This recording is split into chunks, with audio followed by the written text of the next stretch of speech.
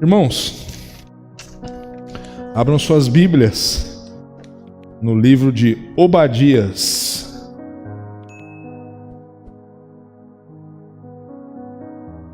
Amém? Livro do profeta Obadias. Assim diz a palavra do Senhor. Visão de Obadias. Assim diz o Senhor Deus a respeito de Edom. Temos ouvido as novas do Senhor, e às nações foi enviado um mensageiro que disse: levantai-vos e levantemo-nos contra Edom para a guerra. Eis que te fiz pequeno entre as nações, tu és muito desprezado. A soberba do teu coração te enganou. Ó tu que habitas nas fendas das rochas, na tua alta morada, e dizes teu coração: quem me deitará por terra? Se te remontares como uma águia e puseres o teu ninho entre as estrelas, de lá te derribarei, diz o Senhor. Se viessem a ti ladrões ou roubadores de noite, como está destruído, não furtariam só o que lhes bastasse? Se a ti viessem os vindimadores, não deixaria pelo menos alguns cachos?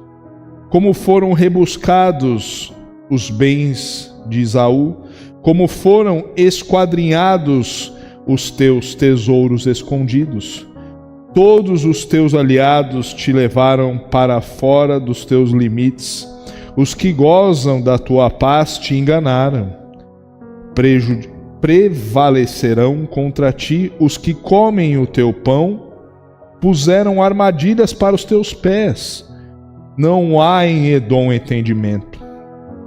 Não acontecerá naquele dia, diz o Senhor, que farei perecer os sábios de Edom e o entendimento do monte de Esaú. Os teus valentes, ó Temã, estarão atemorizados, para que o monte de Esaú seja cada um exterminado pela matança. Por causa da violência feita a teu irmão Jacó, cobrir-te-eia de vergonha, e serás exterminado para sempre.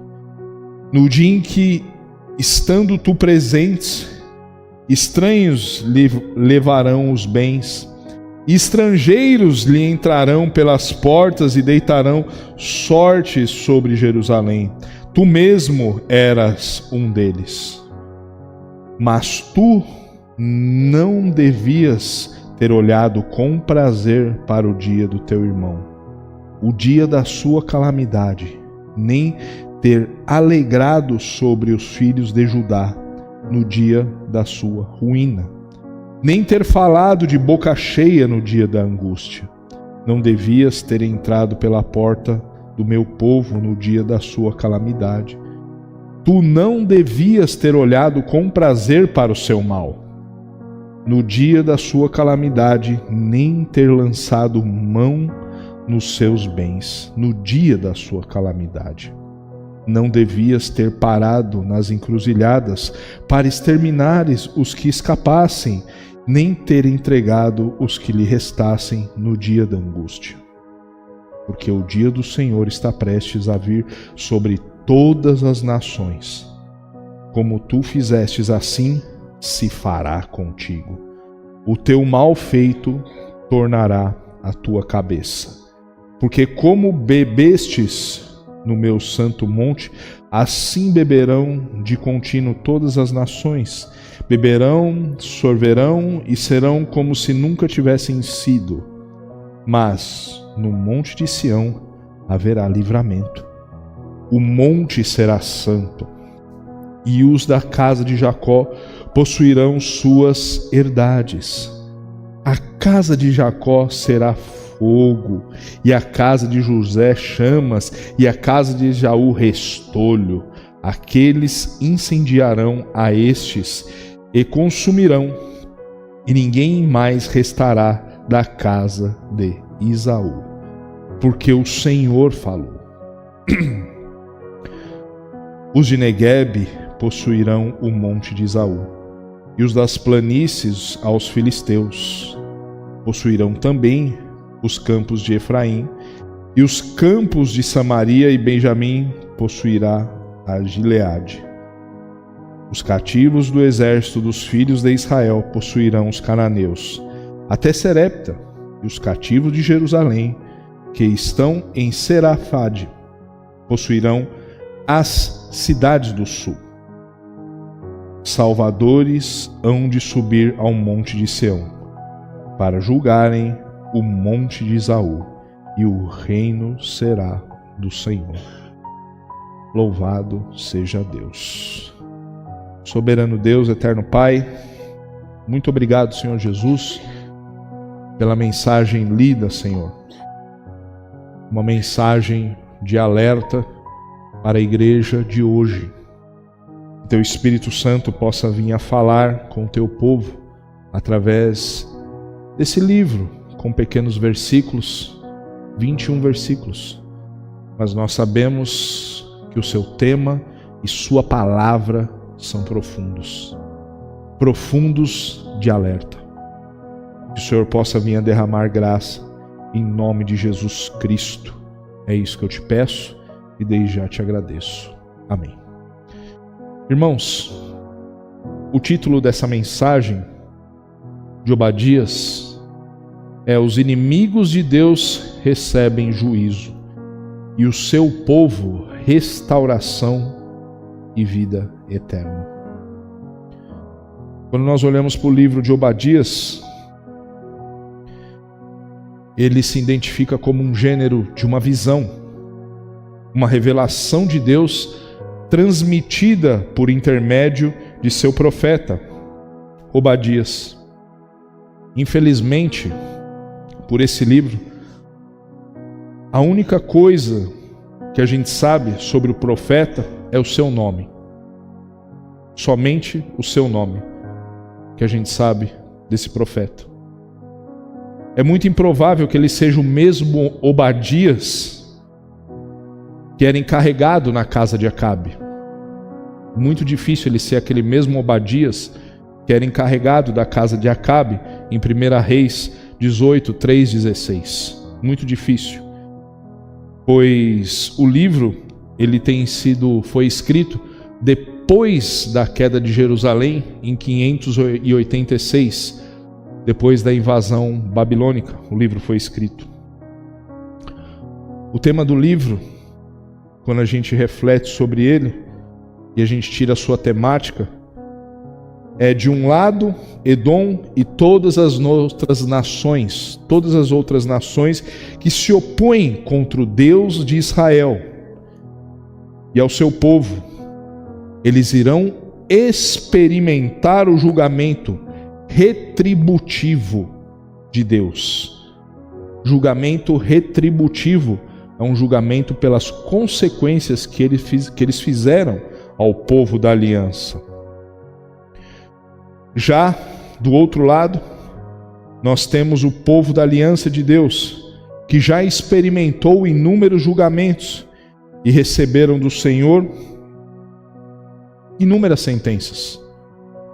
Mas o Senhor termina com a promessa do seu reino, do reino de Deus. O Senhor fala para o povo que eles irão receber restauração do Senhor. E, enfim, termina com a promessa do seu reino.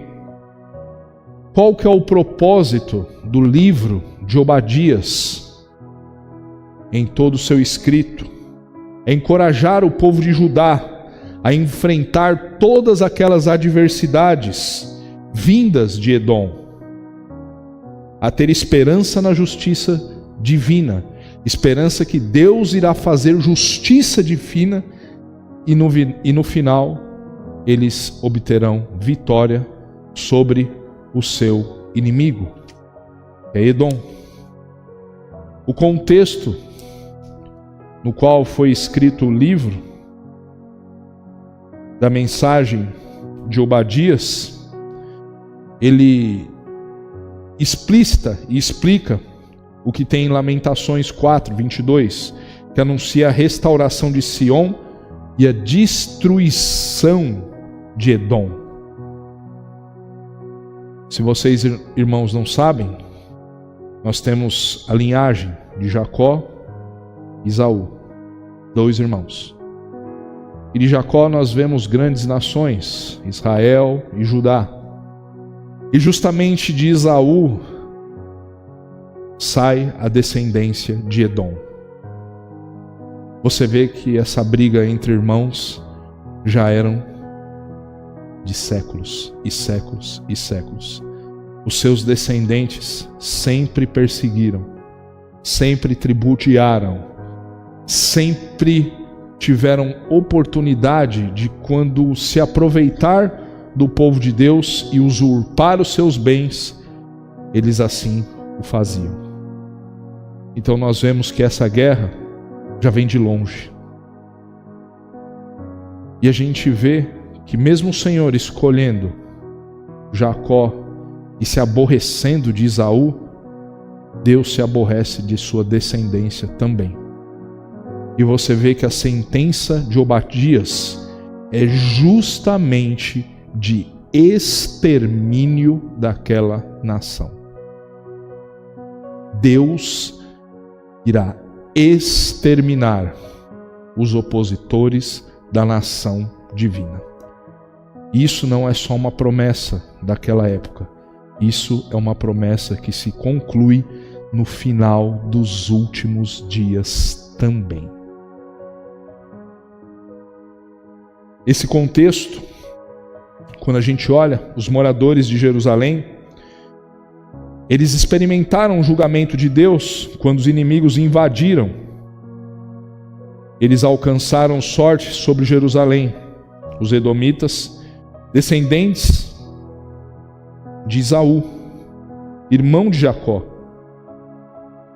vizinhos, nações vizinhas de Israel, onde eles deveriam ter ajudado o seu irmão nas crises, quando ele foi invadido pela Babilônia. Ao invés disso, eles ficaram do lado dos inimigos, dos invasores, dos estrangeiros. Eles tiravam essas vantagens de Israel. Eles tiravam essas vantagens. E Edom se sentiu seguro. Apesar da sua cumplicidade no final da nação de Israel, Edom e as nações estrangeiras pareciam estar no comando do reinado, no comando do futuro de Israel, em meio a essa situação extremamente sombria. E Obadias, o profeta de Deus, clama a Javé, clama ao Deus vivo. Quando nós olhamos o livro inteiro, a primeira metade, do versículo 1 ao 15, ele se dirige no singular a Edom. O profeta, ele anuncia um julgamento eminente de Edom, alertando os maus tratos contra Judá, antes que seja tarde demais.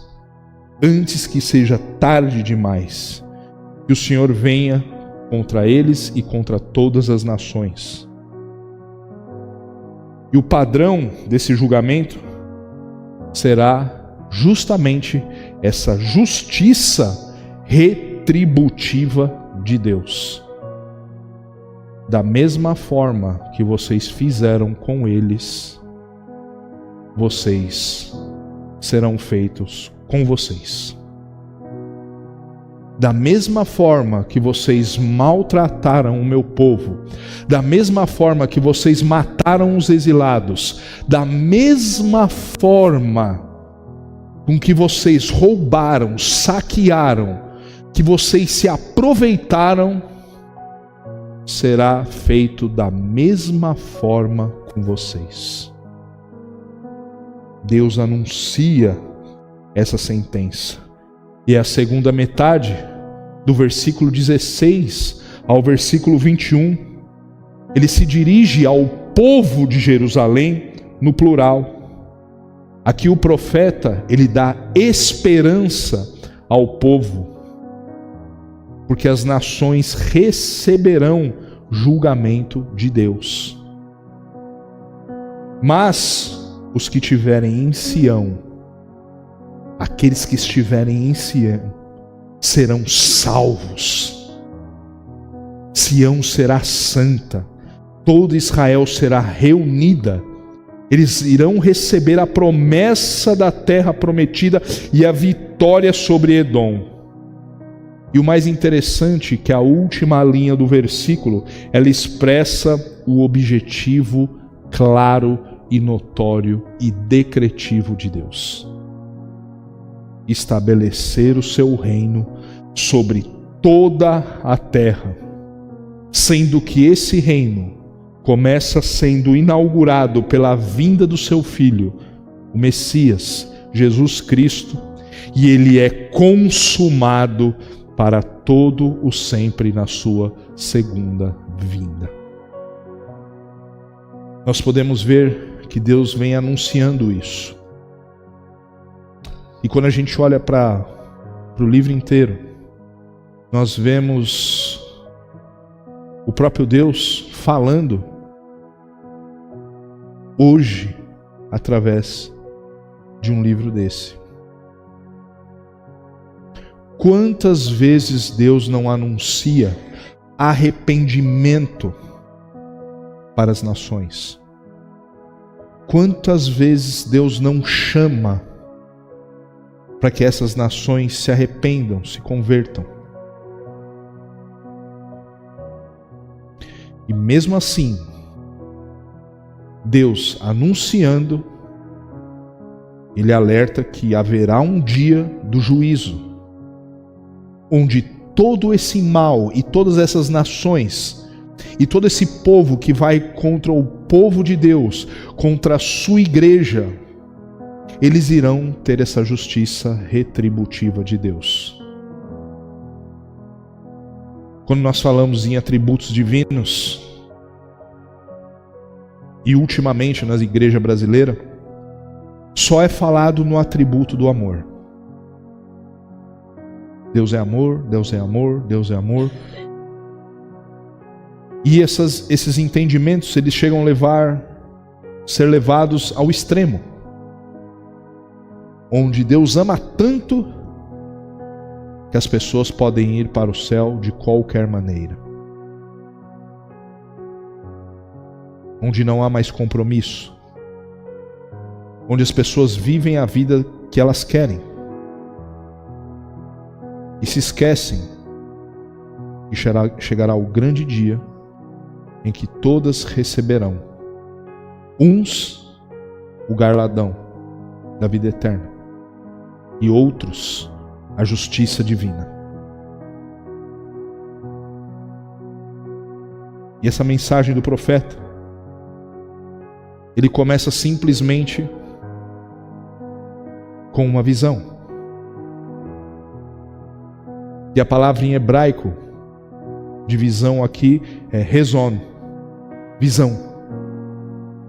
Termo genérico que dá o desígnio de uma comunicação divina. E essa palavra ela é muito empregada no Antigo Testamento. Rezon.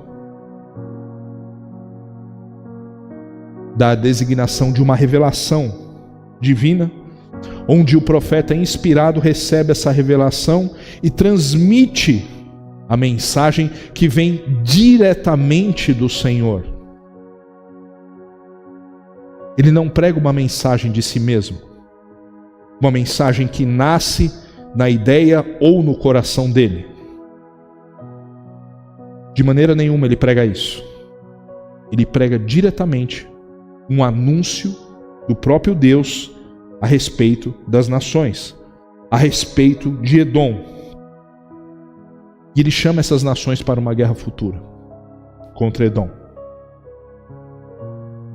onde ele vai invadir e saquear aquela cidade, destruir e exterminar aquele povo. Quando nós continuamos a leitura, com base nos versículos 2, ele anuncia o juízo a Edom. E o que é mais interessante, que essa reprovação que vem lá do começo, lá em Gênesis, lá no comecinho, onde ele já reprovava Esaú, antes mesmo dele ter nascido, ele continua reprovando a sua descendência. Ele continua reprovando. E Deus, ele é muito sincero. Ele fala: eu te fiz pequeno e desprezado foi. Muito desprezado. Foi desprezado pelo próprio Deus. É o Senhor que tornou o agente de humilhação dele.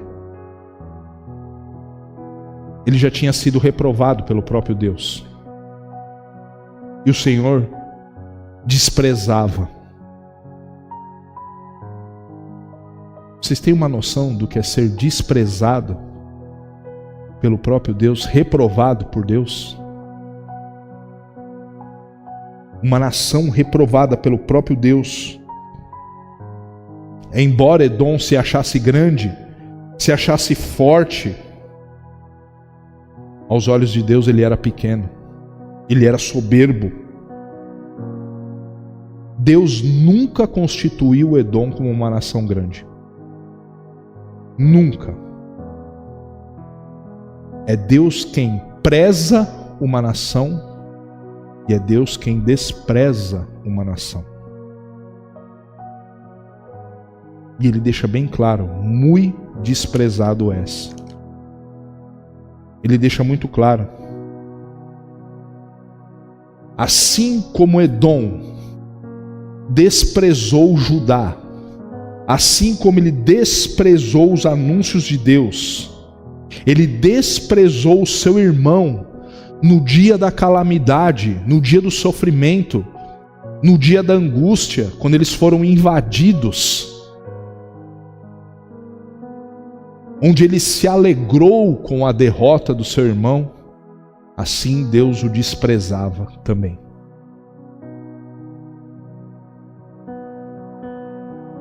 E aqui a gente começa a ver alguns pontos sobre Edom. Primeiro ponto: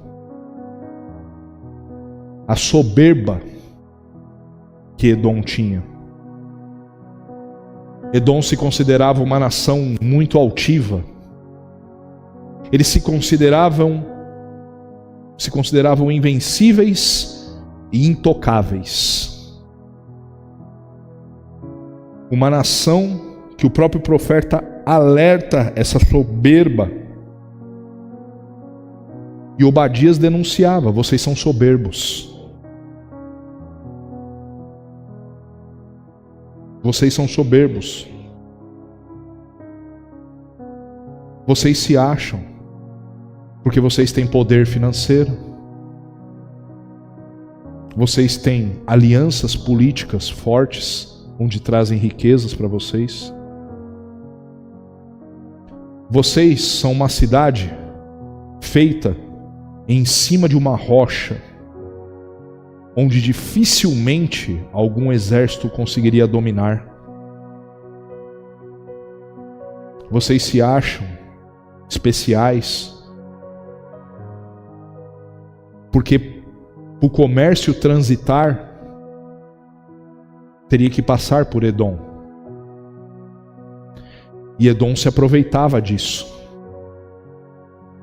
Ou seja, eles tinham que pagar pedágio para Edom. Edom se aproveitava de tudo isso.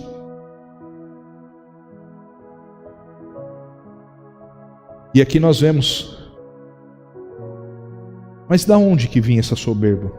Primeiro ponto, a fonte da soberba. Diz o profeta, a soberba do teu coração. Você já reparou que todos os males dos homens começam pelo coração? João Calvino, ele fala uma frase fantástica. O coração do homem é uma fábrica de ídolos, onde ele monta ídolos para adorar, para prestar culto, para roubar o lugar do Deus vivo. E Edom estava assim, soberbo. É no coração, o coração se torna o ventre onde é concebida a soberba do ser humano.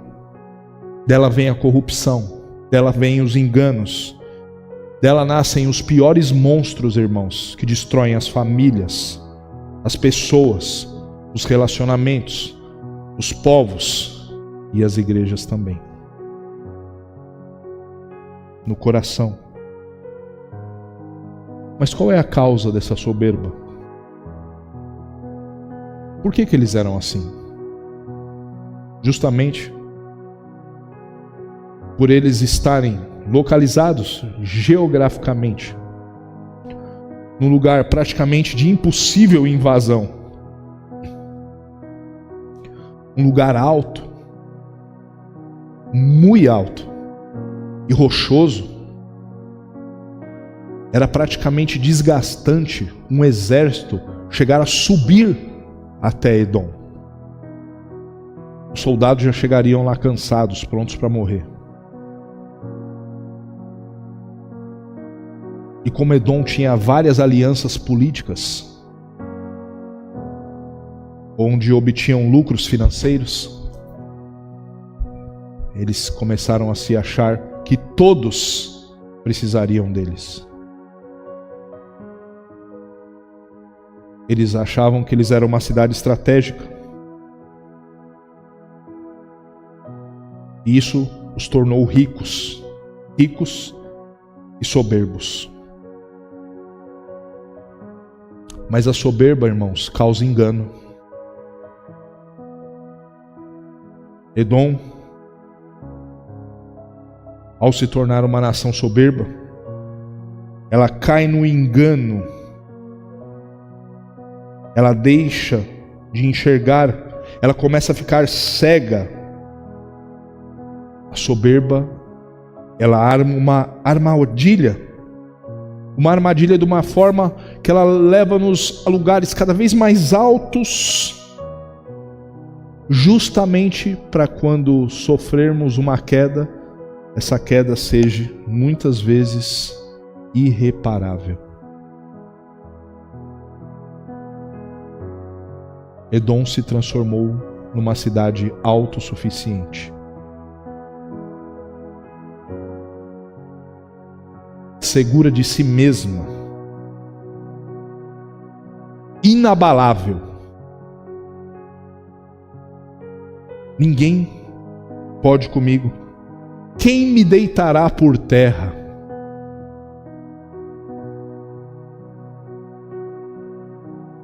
Um outro ponto que a soberba nos leva, irmãos. A soberba nos transforma em seres humanos presunçosos. Ele era tão seguro de si, tão poderoso, que ela achava que ela poderia comprar briga com qualquer nação, onde ela se transforma numa nação arrogante, onde ela desafia as nações vizinhas. Quem de vocês vai me pôr por terra? Quem de vocês vai me abater?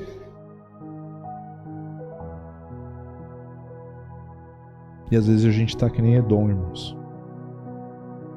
Quem de vocês pode comigo?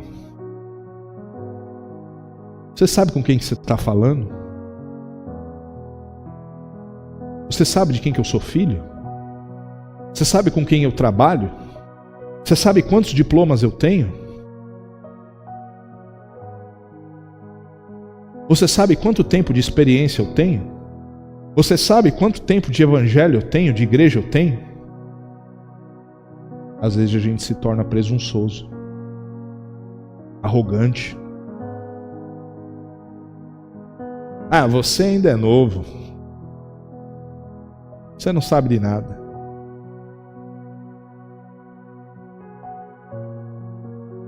Perigoso, irmãos. E Edom estava assim. E o que a soberba leva, irmãos? A soberba leva-nos à ruína. Por mais segura, pelo lugar mais seguro que eles estavam localizados, pelas suas riquezas, pelas suas posses, o próprio Senhor fala: se te remontares como águia e puseres o teu ninho entre as estrelas, por mais alto que você construir a sua cidade, de lá eu te derrubarei.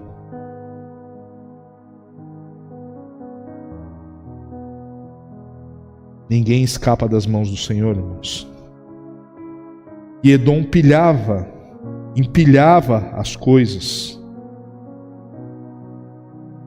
Eles se achavam por ser uma rota comercial e ficar num lugar privilegiado.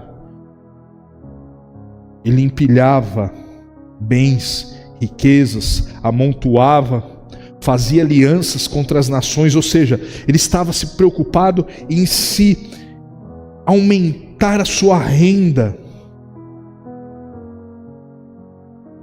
Só que, como Edom ficava num lugar alto e difícil, Edom nunca investiu no exército. Eles nunca tiveram um poder bélico forte, porque eles achavam que somente aquele lugar favorecia eles. E aí começa a sua falta de sabedoria. E essa falta de sabedoria dele causaria a sua ruína. Ele desprezou o poder militar. A gente não precisa de um exército muito forte, não. Vamos ter um exércitozinho pequenininho, tá tudo certo. E é aí que eles são saqueados e destruídos. Sua honra é levada ao opróbrio. Por causa da violência feita a teu irmão, Jacó, eu vou te cobrir de vergonha. O Senhor envergonharia aquela nação. Tudo isso pela sua crueldade, a sua maneira pelo qual ela sempre tratava a sua nação vizinha, a nação do seu irmão. Ele lutava contra o seu irmão ao invés de defendê-lo.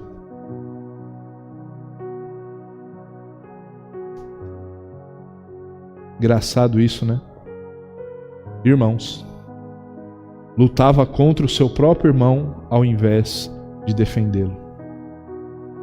Fazia alianças para derrubar e desgraçar a vida do seu irmão, nação vizinha.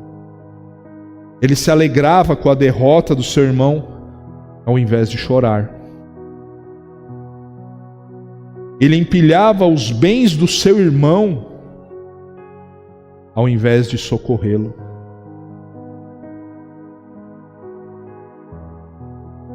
Empilhava os bens ao invés de socorrê-lo. Ele ajudou a matar e a destruir a nação de seu irmão ao invés de protegê-lo. Ele tinha prazer na desgraça de Jerusalém. É por isso que o Senhor desprezava Edom. E por isso ele recebe a justiça retributiva do Senhor. E essa justiça ela alcançaria todas as nações, e ninguém ficaria impune. Na mesma medida que ela fez com seu irmão, seria feito com ela. E isso é um princípio bíblico, irmãos. Aquele que maquina o próprio mal se torna sua própria vítima. Aquele que maquina o próprio mal se torna sua própria vítima. Mas e para o povo de Deus? E para os crentes? E para aquela nação que estava cansada de ser oprimida por Edom? Deus começa a prometer a restauração. Mas no monte de Sião terá o livramento. Agora, Judá iria experimentar o livramento do Senhor. A igreja de Jesus Cristo, irmãos, experimenta todos os dias o livramento do nosso Deus. A igreja é um monte de Sião, é um lugar de livramento, é um lugar onde Deus opera, é um lugar onde Deus sempre está reunido, onde Deus se faz presente aqui nesse momento. É o lugar de segurança para o seu povo. Naquela época era o templo.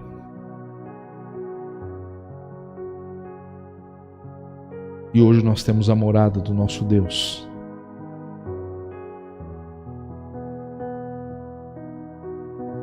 É o lugar de habitação. É onde os crentes vêm buscar uma palavra de consolo, de restauração, de renovação. Onde todos aqueles que são lavados e remidos no sangue de Jesus Cristo, no sangue do Cordeiro, se ajuntam para adorar esse Deus maravilhoso. É o Deus que prometeu ajudar a restauração. E não uma restauração só daquela nação, uma restauração eterna. Uma restauração onde não iria ter fim. Uma restauração de um reino eterno. A vitória contra todos os inimigos de Deus, ela é certa. Onde os inimigos de Deus serão exterminados no final. Quando nós olhamos, irmãos, e olhamos como Edom agia, hoje nós podemos ver inúmeras pessoas que agem dessa mesma forma. E elas se esquecem que todos serão julgados, todos se farão presentes no último dia para prestar contas dos seus atos. As pessoas agem como se não houvesse amanhã. Onde o reino de Deus foi estabelecido pelo seu Filho na primeira vinda. Onde ele inaugura o seu reino a partir do momento que ele pisa nessa terra e começa a pregar o Santo Evangelho. E onde esse reino terá um fim na sua segunda vinda, e esse reino será eterno, como diz no versículo 21. Ali é uma promessa de eternidade. Ali é uma promessa messiânica no último versículo. O reino de Deus será implementado para todo o sempre. Onde a gente pode descansar. Mas o que esse livro nos desafia? Com essa história de dois irmãos que já começaram a brigar e vem arrastando na história, onde os edomitas têm prazer em ver Israel cair, têm prazer em ver Judá sofrer. Termina com a promessa de Deus falando: eu vou exterminar os opressores do meu povo. E eles encontrarão descanso no Monte Santo de Sião.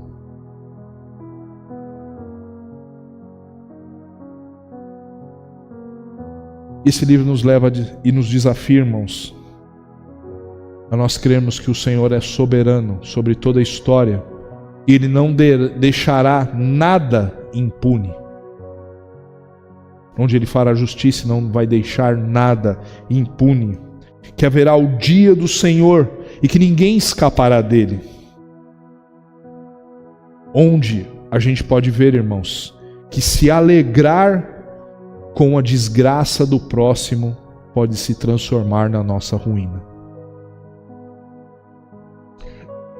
Você já viu o crente ter prazer na desgraça do próximo?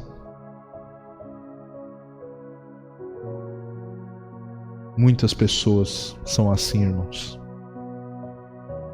Falei que ia dar errado. Tá vendo? Ah lá. O cara se alegra, ele tem prazer que as coisas deem errado para o seu próximo. Que o orgulho e a soberba precede a nossa queda. Não sejamos orgulhosos, irmãos, como Edom, soberbos como ele, nos achando altivos, intocáveis. Não, irmãos. O nosso Cristo Jesus se entregou na cruz, onde Ele se humilha. Por que nós, discípulos dele, temos que ser altivos? Se o nosso próprio Cristo se humilhou, nós devemos se humilhar perante a mão poderosa do Senhor.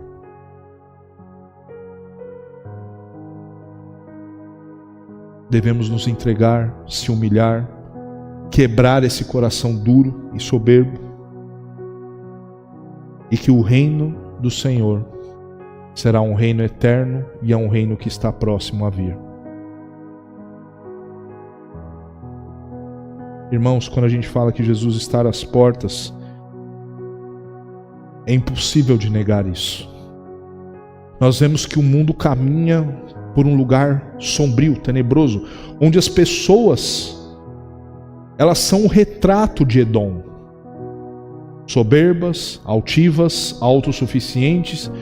Elas acham que as suas riquezas e toda a sua glória desse mundo podem levar elas para lugares maiores e caminhos.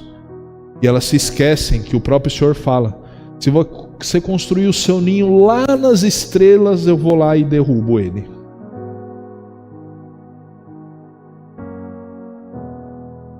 Edom serviu de um grande exemplo de como nós não podemos ser, em que se alegrar e cooperar para a desgraça do próximo vai acarretar na nossa ruína. E que mesmo que a gente esteja sofrendo, irmãos, mesmo que a gente esteja sofrendo como Judá sofreu na mão de Edom, nós teremos o nosso dia da redenção, irmãos. E esse dia será maravilhoso. E o Senhor retribuirá com justiça aqueles que são seus, e retribuirá com justiça os ímpios.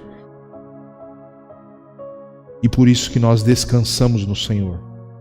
Nós não precisamos fazer justiça com as nossas próprias mãos, porque a nossa justiça ela é falha, ela é débil, ela erra. E às vezes, na sede de fazer justiça, nós cometemos uma injustiça. Mas o Senhor é o justo juiz. E Ele vai dar o que é devido a cada um. Seja o galardão e a vida eterna, onde a gente vai gozar eternamente com o nosso Cristo Jesus na cidade santa e maravilhosa, onde a gente não vai mais sofrer, onde não vai haver mais nada que nos impeça e não vai haver o pecado que nos separe de Deus eternamente. Por isso que eu confio nessa justiça, porque essa justiça não é falha. A justiça dos homens são falhas, mas a do Senhor não será falha.